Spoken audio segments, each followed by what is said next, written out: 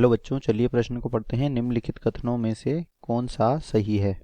पहला है घासों के बीज भ्रूणपोषी नहीं है। दूसरा है आम एक अनिषेक फलनी पुष्प है। मक्का के दाने में एक प्रोटीनीकृत एल्यूरोन परत उपस्थित होती है। एक बंध्य स्त्री केसर को बंध्य पुंकेसर कहा जाता है। तो चलिए बच्चों बात करते हैं इस प्रश्न की मुख्य अवधारणा। और इस प्रश्न की मुख्य अवधारणा में हम यहाँ पर एक एक करके सभी कथनों को देखेंगे, जिसमें पहला कथन है कि जो घास के बीज होते हैं यह भ्रूणपोषी नहीं होते। तो बच्चों, जो घास के बीज होते हैं यह कैसे होते हैं? भ्रूणपोषी होते हैं, क्योंकि इनकी जो परिपक्व अवस्था होती है, यानी कि इनके बीजों की जो परिपक्व अवस्था होती है, इसमें क्या होता है? परिपक्व अवस्था में भ्रूणपोष उपस्थित होता है, जो कि भ्रूण को पोषण प्रदान करता है। तो यह कथन तो क्या हो गया? गलत हो गया। तो यह तो सही नहीं है। इसके बाद बात करते हैं दूसरे कथन की। आम एक अनिषेक फलनी पादप है। तो बच्चों, अनिषेक फलनी पादप जो होते हैं इनमें क्या होता है? इनके जो फल होते हैं यह अंडाशय से बिना निषेचन के निर्मित होते हैं। ठीक से लिख लेते हैं इसको यहाँ पर।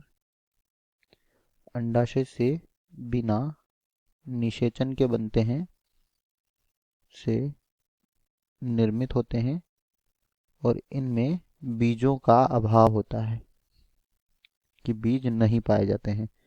जबकि आम जो है यह एक क्या होता है? सत्य फल होता है, क्योंकि इसके फल में बीज उपस्थित होते हैं। तो यह भी गलत कथन है। अब हम बात करते हैं सी। मक्का के दाने में एक प्रोटीनीकृत एल्यूरोन परत उपस्थित होती है। तो बच्चों, जो मक्का होता है यह मक्का का जो बीज होता है यह एक बीज पत्री बीज होता है। और मक्का में जो भ्रूणपोष होता है यह एक कोशिकीय मोटी परत से घिरा रहता है। एक कोशिकीय मोटी परत से घिरा होता है। इस परत को क्या कहा जाता है? इस परत को कहते हैं एल्यूरोन परत। और यह इस परत में प्रोटीन अधिक मात्रा में या प्रोटीन के कण उपस्थित होते हैं। और चौथा और आखिरी विकल्प है यहाँ पर, यह कथन क्या है? सही है। तो ये हमारा उत्तर होगा, क्योंकि हमें बताना है सही कथन कौन सा है। और इसके बाद है डी। एक बंध्य स्त्री केसर को बंध्य पुंकेसर कहा जाता है। तो बच्चों, स्त्री केसर जो है यह मादा जननांग होता है, जबकि पुंकेसर जो है यह क्या होता है? नर जननांग होते हैं। और जो मादा जननांग होता है उसे हम नर जननांग नहीं कह सकते, इसलिए गलत हो जाएगा।